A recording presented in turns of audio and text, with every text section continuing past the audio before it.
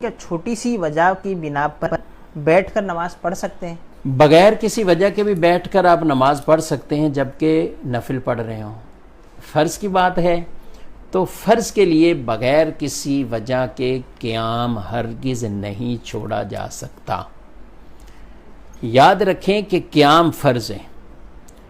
چھوٹی چھوٹی وجوہات پر ہم یہ نہیں کہہ سکتے کہ ہم بیٹھ کر نماز پڑھ لیں، تھوڑی سی تھکن ہے بیٹھ کر نماز پڑھ لیں۔ حالانکہ علماء نے، فقہاء اعظام نے واضح طور پر یہ مسئلہ لکھا کہ اگر کسی کو قیام کے اندر کھڑا ہو سکتا ہے یا کھڑا ہونے میں وہ خود کھڑا نہیں ہو سکتا لیکن دیوار سے، ڈنڈے سے، عصا سے ٹیک لگا کے کھڑا ہو سکتا ہے تو اس پر بھی قیام فرض ہے۔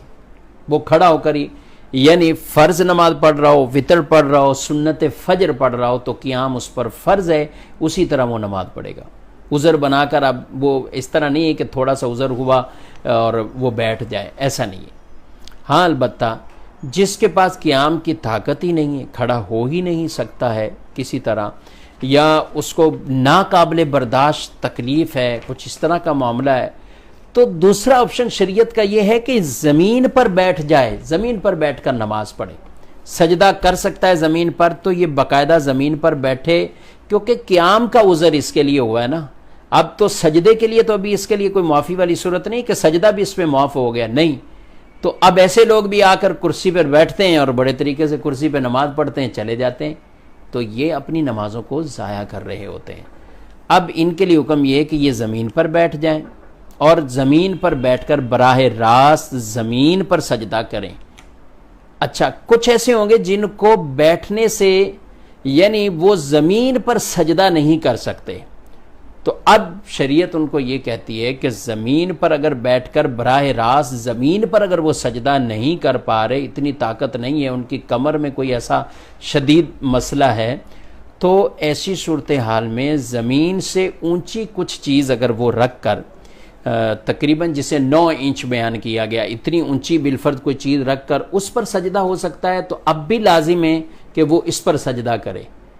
اور اگر ایسی بھی کیفیت ان کی نہیں ہے، اتنے وہ مریض ہیں یا اس طرح کی کیفیت ہے کہ وہ بیٹھ سکتے، تو پھر ان پر سجدہ جب ان پر ختم ہوگا یعنی چھوٹ ملے گی تو ایسے افراد معذور شمار کیے جائیں گے، وہ اشارے سے اپنی نماز پڑھ سکتے ہیں، پھر وہ کرسی پر پڑھ لیں۔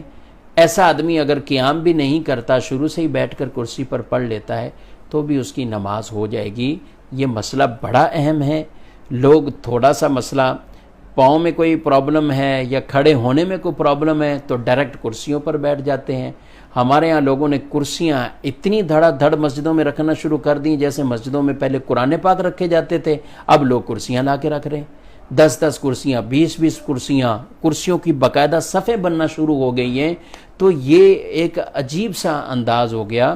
جو بھی کرسی پر نماز پڑھ رہے ہیں، میں ان سے مشورہ یہی دوں گا کہ آپ کسی باقاعدہ مفتی صاحب سے جا کر آپ اپنی نماز کے حوالے سے پوچھ لیں، ورنہ پچھتاوا آپ کو ہوگا۔ وقت بھی آپ نکال رہے ہیں، جا بھی آپ رہے ہیں، مسجد میں بھی آپ کا جانا ہو رہا ہے، لیکن اگر نماز نہیں ہو رہی تو پھر کیا فائدہ ہے؟ میں یہ ہرگز نہیں کہہ رہا کہ کرسی پر جو پڑھ رہے ہیں کسی کی نماز ہی نہیں ہو رہی، ایسا نہیں ہے۔